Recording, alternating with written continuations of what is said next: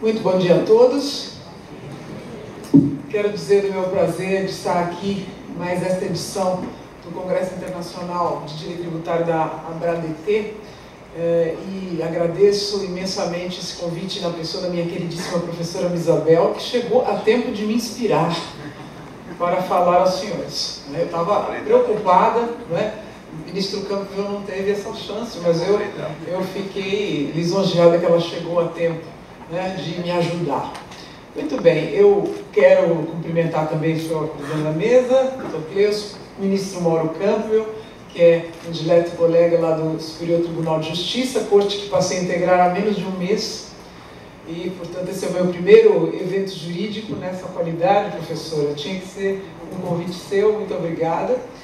E quero dizer também da dupla alegria de ver, em primeiro lugar, como homenageado o ministro Teori Zavascki, que é um modelo de magistrado, não preciso me estender sobre isso, para todos nós, e eu tive a outra felicidade de poder ocupar a vaga que pertenceu ao ministro no STJ. Então, eu estou sucedendo Sua Excelência na vaga no STJ, e isso também é uma outra inspiração. Então, tem inspirações de todos os lados, portanto, se minha fala não for satisfatória, a culpa é só minha.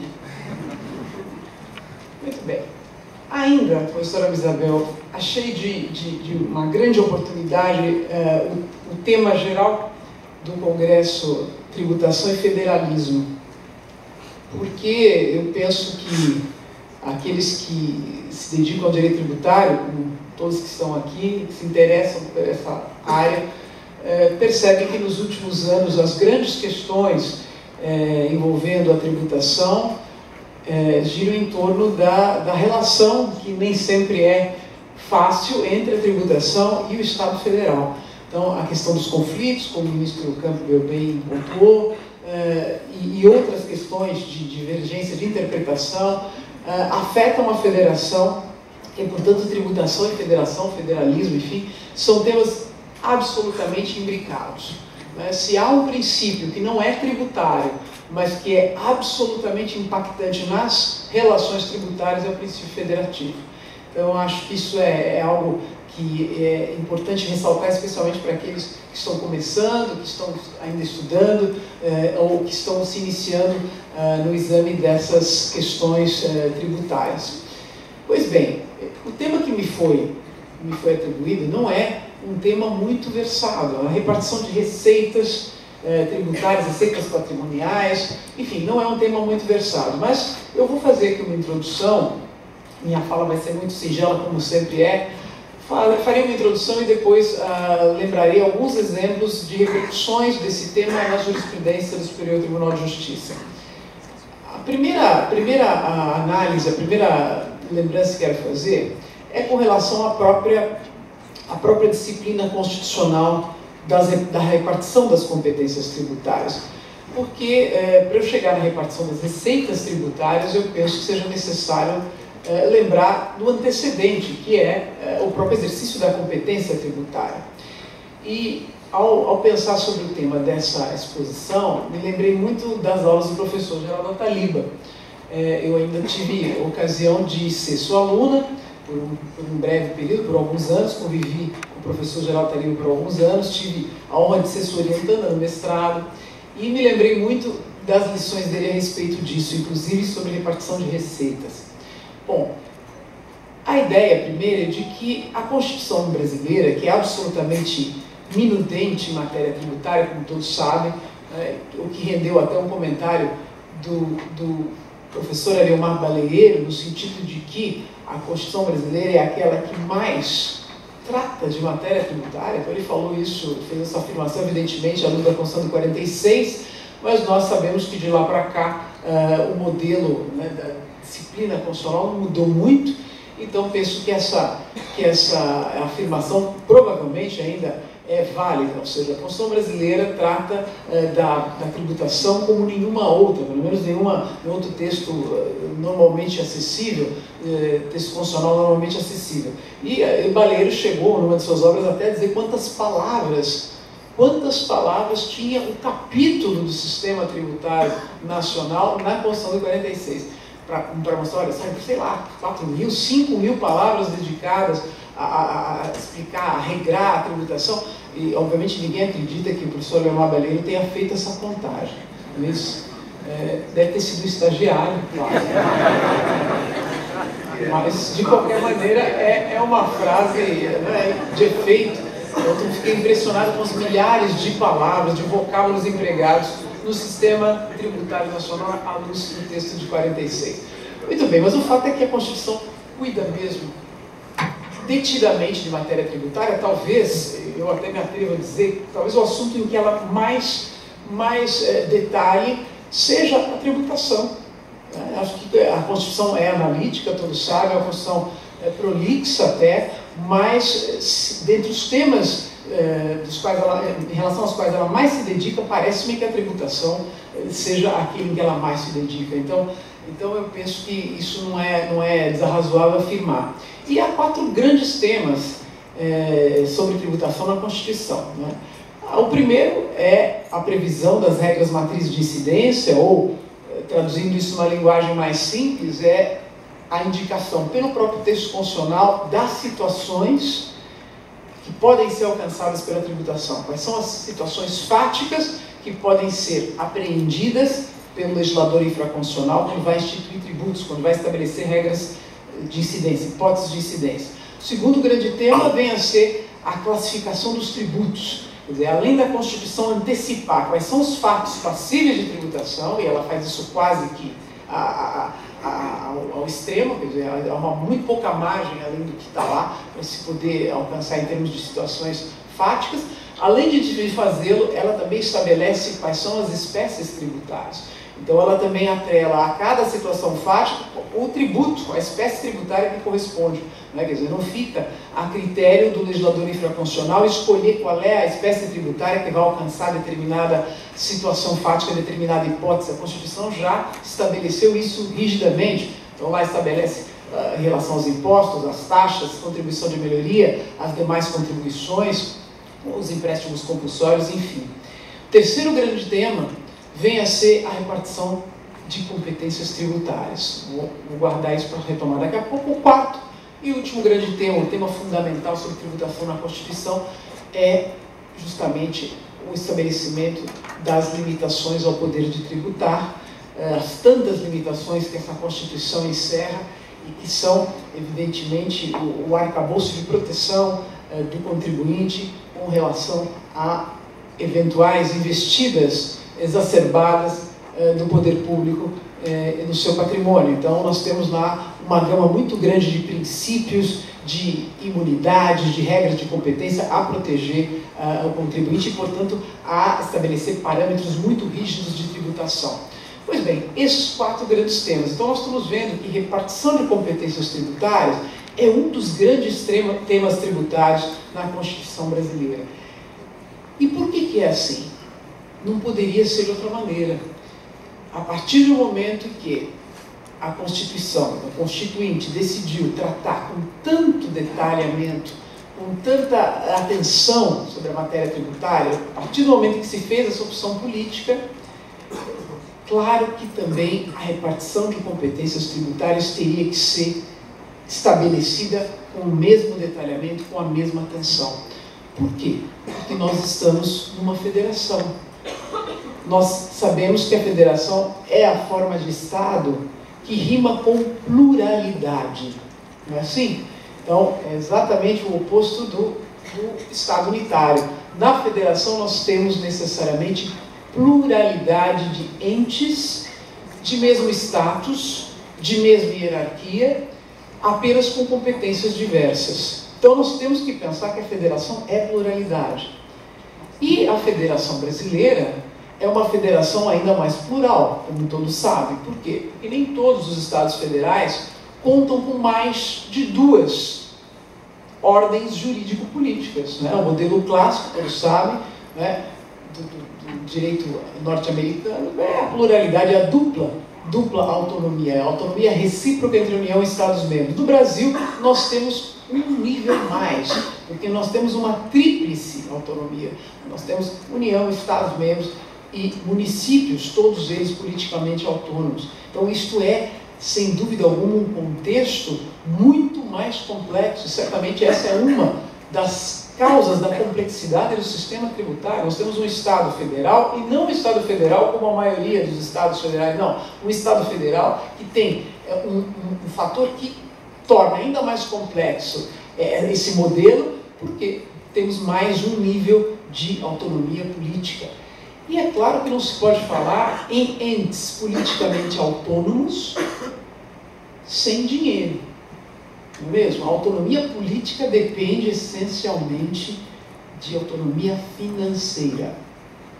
Daí porque o Constituinte diz: eu mesmo vou dizer quem pode fazer o que em matéria tributária. Se a competência tributária é a aptidão para instituir tributos, então eu vou dizer que tributos a União pode instituir, que tributos cabe à competência de Estados-membros do Distrito Federal, que tributos dos municípios eu vou repartir.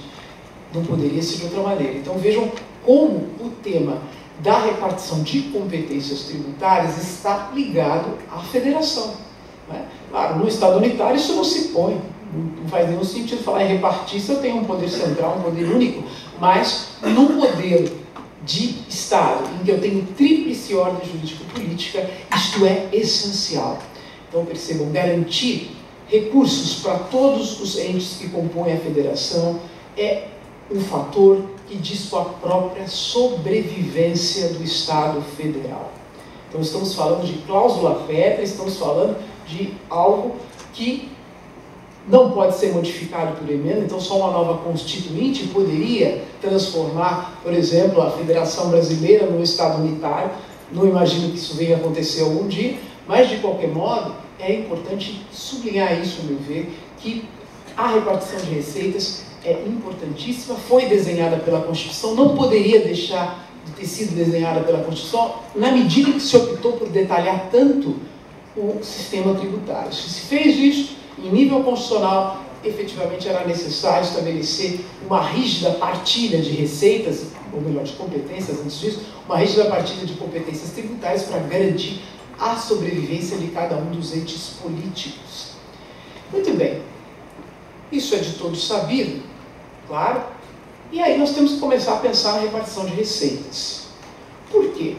O próprio Constituinte se deu conta que repartir competências não seria suficiente para garantir a autonomia dos entes federativos. A gente tem que concluir que ele percebeu isso. Por quê? Também se dedicou a discriminar como seria a partilha de recursos já arrecadados.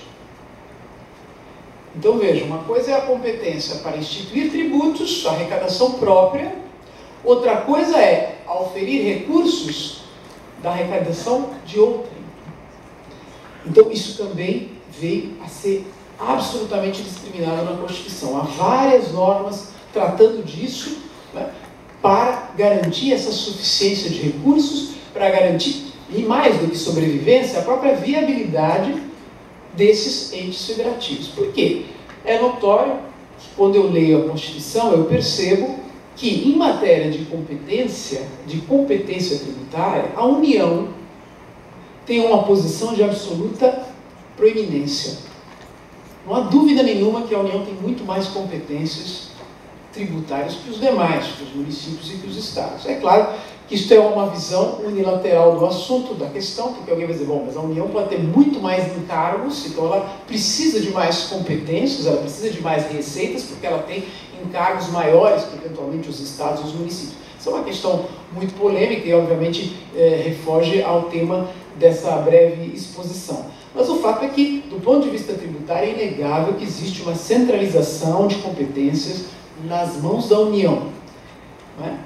Os estados e os municípios têm competências muito mais restritas, até porque, vejam, as próprias contribuições, estou falando das chamadas contribuições do artigo 149 da Constituição, são tributos que não encontram limitação numérica, né? A União pode instituir tantas quantas ela entender que sejam necessárias para atuar na área social, no domínio econômico, no interesse de categorias profissionais econômicas. Não há limites.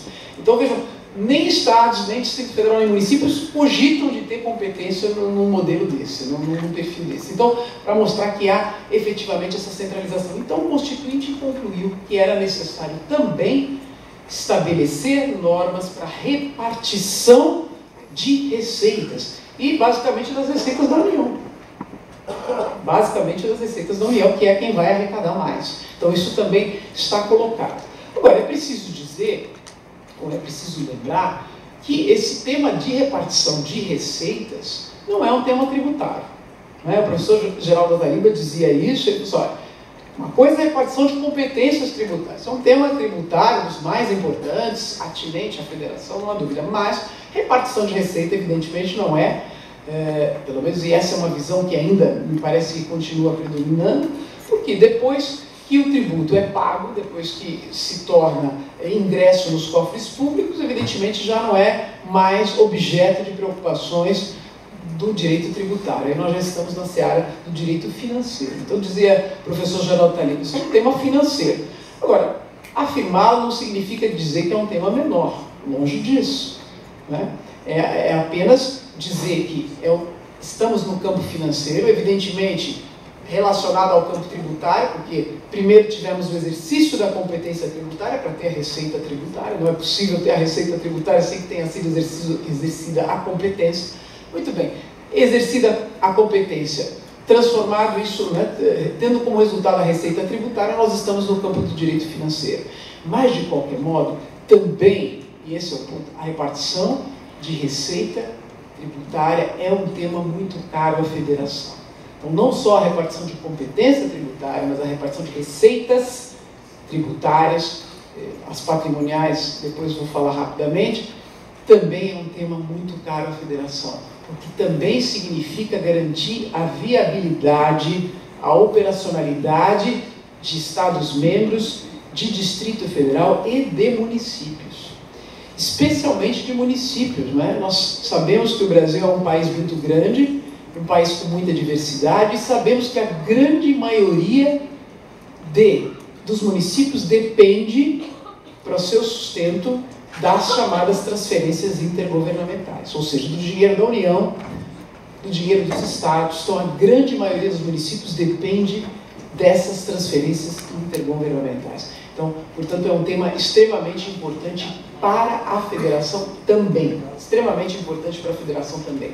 E quando nós falamos em repartição de receitas, é importante destacar também que nós não estamos falando de subvenção, nós não estamos falando de auxílio, como existe em outros países. Há países onde existem subvenções do ente mais rico para as pessoas menos ricas do modelo federativo, mas no caso não se trata disso, nem de subvenção, nem de auxílio. Aqui nós temos direito dos Estados-membros e dos municípios à percepção dessas receitas. Portanto, a partilha dessa arrecadação. Então, é muito importante dizer isso, para não pensar que isso é uma caridade que a União vai fazer quando entender que é o caso, vai agir discricionariamente. Isso tudo, essas são ideias que absolutamente não se afinam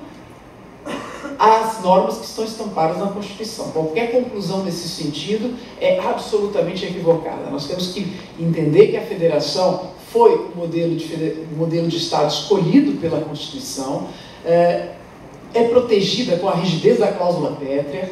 Não é possível, portanto, nenhuma interpretação que possa amesquinhar ou diminuir essa disciplina constitucional, esse recorte de federação que foi estampado aqui.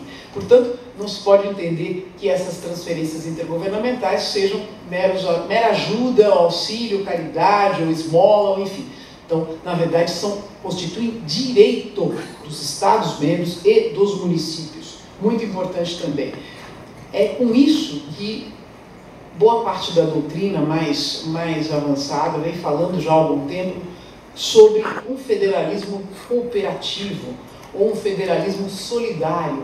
Ou seja, é preciso que se entenda que na repartição de competências, né, não se pode certamente estabelecer um equilíbrio, talvez desejado, de aptidões para a instituição de tributos, mas a repartição de receita é estabelecida provavelmente com vista a reequilibrar eventual desequilíbrio que tenha sido implementado quando a repartição de competência. Então, percebam, quem não conseguir obter os seus recursos necessários, a pessoa política que não conseguir obter os recursos necessários no exercício da competência poderá ser suprida, né, nessa ausência de recursos, com a percepção de receitas transferidas de outros entes. Então, isso é importante para conseguir traduzir a manutenção financeira da própria federação, do próprio Estado federal. Também creio que seja relevante recordar que, quando a Constituição da República ela trata dos objetivos fundamentais, né, seus objetivos fundamentais, constituem objetivos fundamentais da República Federativa do Brasil, um deles vem a ser exatamente a diminuição de desigualdades regionais. Isto também é feito por meio dessa repartição de receita, né? Para tentar equilibrar justamente aqueles municípios que não conseguem, e todos sabem aqui que há municípios que não conseguem arrecadar. Há um número muito grande de municípios no Brasil que não conseguem ter receita mediante a arrecadação própria, né? Depende dessas transferências e muitas vezes ficam em situação aí de penúria e de desespero até, porque essas receitas não são transferidas, e não são transferidas em várias hipóteses contra os ditames da Constituição, porque a Constituição, embora ressalve algumas hipóteses, por vezes é descumprida por parte daqueles entes que têm que efetuar a transferência obrigatoriamente. Pois bem, sendo assim, vou tentar fazer uma singelíssima esquematização dessa repartição de competências. Então vejam só, nós estamos falando de matéria financeira, né? E nós podemos dizer que a repartição de receita tributária ela pode ser considerada então como gênero, né? Repartir receitas advindas da arrecadação de tributos é o gênero e comportar duas modalidades, porque é o que se extrai, a meu ver, do texto constitucional. A primeira espécie de repartição de receita vem a ser a chamada, posso chamar de participação propriamente dita na receita alheia, né? Então, é uma participação na receita alheia e o exemplo que eu posso lembrar aqui, que me parece mais ilustrativo, é o do imposto sobre a renda, né? Então, nós sabemos da arrecadação que a União faz do imposto sobre renda e proventos de qualquer natureza. Então, quando eu falo em participação propriamente dita, essa disciplina vem estampada no artigo 159 da Constituição. Então, nesse dispositivo, nós temos lá normas que dizem que percentuais ou que proporção da receita advinda dos impostos federais deverá ser transferida para outros entes políticos. Então, vejam a dicção constitucional. Diz o artigo 159, a União entregará, inciso 1, do produto da arrecadação dos impostos sobre renda e proventos de qualquer natureza e sobre produtos industrializados, etc. Então, ela entregará. E aí vem as percentuais que eu aqui não vou me deter, porque não é a questão central. Então, percebam, a dicção constitucional não deixa margem de dúvida de que se trata de um dever imposto à União.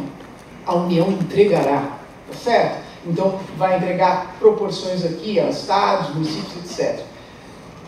O artigo 160, é fato, prevê a possibilidade de retenção desses valores que deveriam ser entregues.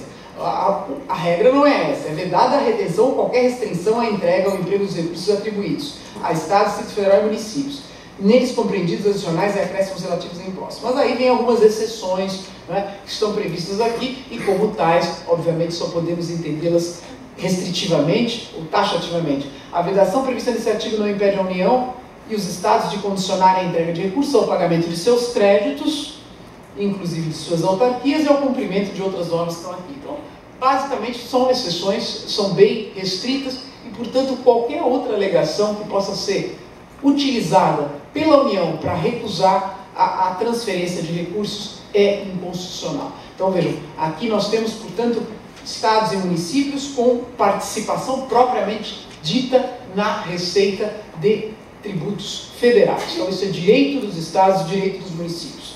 A segunda hipótese de repartição de receita tributária vem a ser uma hipótese que já não chamaria de participação propriamente dita, mas de atribuição direta de titularidade. É uma outra maneira, e vocês vão perceber que a Constituição já não fala em a União entregará, ela usa outra dicção para mostrar que o regime é diferente. E aí isso nos remete, por exemplo, eu vou também aqui ficar no imposto sobre a renda, por exemplo, nos remete ao disposto nos artigos 157 e 158 da Constituição.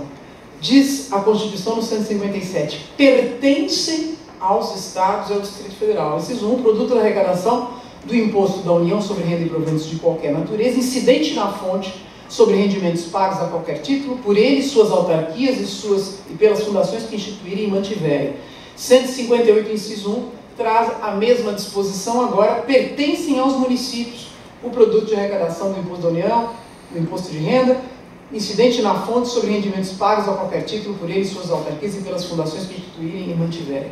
Então percebam, aqui a dicção não é mais a União entregará, porque a União entregará comporta eventuais exceções do artigo 160, e aí eu estou falando em participação na receita de outrem. Aqui, claro, evidentemente se trata da receita da União, receita de imposto de renda, mas, diz a Constituição, pertence aos Estados, ao Distrito Federal e aos municípios, o quê? O produto do imposto sobre a renda, sobre rendimentos que eles pagarem, enfim, aos seus servidores, para tornar mais singelo. É isso. Então, é outra dicção, então, é outra modalidade de participação na receita, né? Outro regime, e com algumas consequências. Daqui a pouco eu vou lembrar uma consequência numa discussão que houve no Superior Tribunal de Justiça a esse respeito. Então, me parece que essa repartição de receitas pode ser colocada dessas duas maneiras. Então, participação direta de um lado, atribuição direta de titularidade de outro. Muito bem. E as receitas patrimoniais? Eu estou falando de receitas tributárias porque, obviamente, constituem as receitas mais importantes do poder público.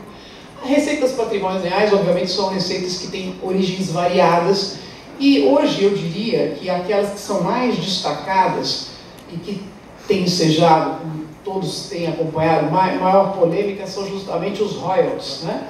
Ou pagamento pelos direitos de exploração de recursos. Então, há várias possibilidades, royalties de petróleo, royalties de gás, royalties de energia elétrica, enfim, há também discussões com relação a isso, porque também se prevê aí uma repartição de receitas entre os entes que compõem o Estado Federal. Muito bem. Eu vou então, que já me alongo bastante, falar rapidamente de algumas hipóteses em que esse tema de repartição de receitas ecoou no Superior Tribunal de Justiça. E é preciso dizer, alguém vai dizer, bom, mas esses temas, repartição de competências e repartição de receitas, são temas eminentemente constitucionais. Mas então como é que o Superior Tribunal de Justiça está analisando questões relativas a esses temas? É preciso lembrar que, sem dúvida alguma, esses temas são eminentemente constitucionais, mas nós vamos ter desdobramentos legislativos, né? Alguns casos, desdobramentos até normativos, administrativos normativos, e todos esses outros atos, né, que compõem aquela intermediação que deve acontecer, né, desde as normas mais abstratas, que são as normas constitucionais, até a aplicação a casos concretos, todos esses atos intermediários são atos em cuja interpretação vai ser fixada pelo Superior Tribunal de Justiça. Então, o Superior Tribunal de Justiça teve algumas hipóteses, algumas oportunidades recentemente de enfrentar assuntos atinentes à repartição de receitas tributárias, receitas patrimoniais. Pois bem, eu vou lembrar inicialmente a questão do imposto de renda retido na fonte. Como nós acabamos de ver, constitui uma das modalidades de repartição de receita aqui por atribuição direta de titularidade, quando a Constituição, lá nos artigos 157 e 58, fala pertence. Então, do produto da arrecadação desse tributo federal pertence aos estados, pertence aos municípios, esse percentual. Muito bem. Houve uma grande discussão no Superior Tribunal de Justiça nos últimos anos a respeito disso. E essa discussão, na verdade, ela foi motivada por uma questão, a questão seguinte. Imaginem funcionários públicos, né, que resolveram postular repetição do indébito de imposto sobre a renda. Então, não vou desdobrar mais o assunto, mas a questão era essa. Então, o funcionário público, ele vai discutir a devolução de imposto de renda que tem dia indevido. Então, imagine funcionário público estadual, funcionário público municipal, enfim, digamos funcionário público estadual. A quem ele deve dirigir este pedido? Né? Alguém vai dizer, bom, o imposto de renda é um tributo federal. A União institui, a União tem competência tributária. Sim, mas a Constituição é clara em dizer que o imposto de renda sobre rendimentos pagos aos servidores públicos fica retido na própria pessoa, é quem retém, quem tem direito a isso é a própria pessoa que paga esses rendimentos. Então, se o funcionário público estadual, né, então o Estado paga a remuneração, paga os seus vencimentos, este imposto de renda ele retém e isto pertence a esse Estado. Então, a quem dirige a ação? E houve uma discussão muito grande no Superior Tribunal de Justiça durante alguns anos. Houve, claro, a jurisprudência foi se uniformizando e culminou com a edição no ano passado da súmula 447, né, a súmula 447 que diz que os estados e o Distrito Federal são partes legítimas na ação de restituição de imposto de renda retido na fonte proposta por seus servidores. Então vejam como isso é um reflexo processual, mas diz com direito material, quer dizer, afinal, né, tem que se pensar a quem pertence essa receita e, portanto, a quem deve reclamar aquele que entende que pagou a maior ou indevidamente o imposto sobre a renda. Então, quem o funcionário público estadual deve dirigir a ação? Portanto, o Superior Tribunal de Justiça entendeu que essa ação teria que ser dirigida contra o próprio Estado. E, portanto, ilegítima a participação da União nessa ação, ilegitimidade da União. Eu confesso que sempre entendi diversamente. Né? Entendi diversamente, enquanto magistrada no Tribunal Regional Federal, por uma simples razão, quer dizer, me parece que a par de, induvidosamente, o Estado ter legitimidade para figurar no polo passivo, porque, enfim, pagou os rendimentos, o imposto sobre a renda ainda continua sendo um imposto federal e a defesa da própria sistemática da sua instituição parece que cabe à União também. Então, eu entendia que a União também teria que figurar no polo passivo nesta ação, né? não obstante aqui o pagamento seja feito pelo Estado e retenção na fonte, mas toda a disciplina de cobrança, que é o que interessa aqui, é uma disciplina federal, é a União quem estabelece, mas enfim, esse entendimento foi vencido, me parece até que o ministro Campbell, uma pena que ele já se foi, porque eu ia pedir aqui um reforço à tese, mas me parece que ele defendia essa tese de que a União também teria que figurar no polo passivo, mas enfim, não foi esse o entendimento que prevaleceu. Também uma outra questão aqui, apenas agora, de receita patrimonial, essa é uma questão também que vem sendo tratada pelo Superior Tribunal de Justiça, mas também se pacificou há pouco tempo, a questão dos royalties de petróleo, né? Porque os municípios estão vêm disputando com grande sede, não é?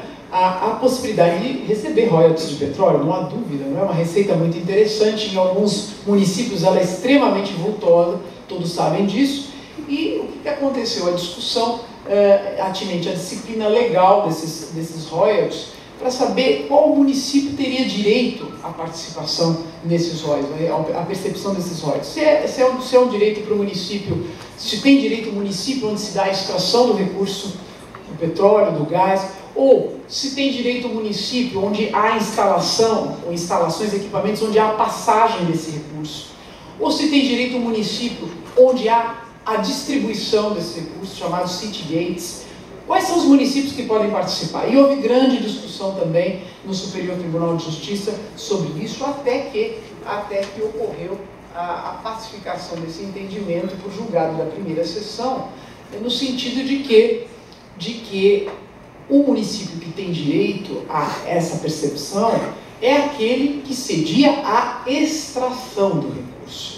Então, portanto, municípios onde se dá a passagem dos recursos, onde se dá a distribuição, entendeu-se que esses não têm direito. E me parece que aqui eu concordo integralmente com o entendimento que foi adotado pela Corte, porque nós temos que recordar qual é a natureza desses royalties, né? Quer dizer, eles são na verdade, uma recompensa financeira por aquele que está tendo um dano, vamos dizer, do ponto de vista está sendo compensado porque a extração se dá no seu território. Então, e a extração é sempre uma atividade, todos sabem, né, os ambientalistas especialmente, né, sabem que a atividade extrativa é sempre prejudicial ao meio ambiente, ela causa uma série de problemas, há problemas de saúde de trabalhadores, há problema ambiental, enfim. Então, esse é o município que deve ser compensado, né? Então, ele tem um caráter indenizatório, o pagamento desses royalties. Então, portanto, me parece que a jurisprudência do tribunal andou bem ao estabelecer que quem deve receber são realmente os municípios que têm esse prejuízo, né, em função da própria atividade extrativa. Eu poderia aqui me alongar mais, mas eu penso que já falei muito e, enfim, fico à disposição se alguém quiser fazer alguma colocação. Mas o que me pareceu mais importante trazer a todos foi essa lembrança da conexão indissociável entre tributação e Estado Federal, que é a linha mestra do Congresso, e dizer também o quanto é importante a questão das receitas. Nós não poderemos nunca ter uma federação como deve ser, sem que todos os entes tenham condição de obter autonomia financeira. Não é? Não, a autonomia política sem autonomia financeira é vazia, tenho certeza disso. Então, acho que a Federação Brasileira tem muito a caminhar no alcance do objetivo de conquistar a autonomia financeira de todos, dos milhares de entes políticos que a compõem. Muitíssimo obrigado.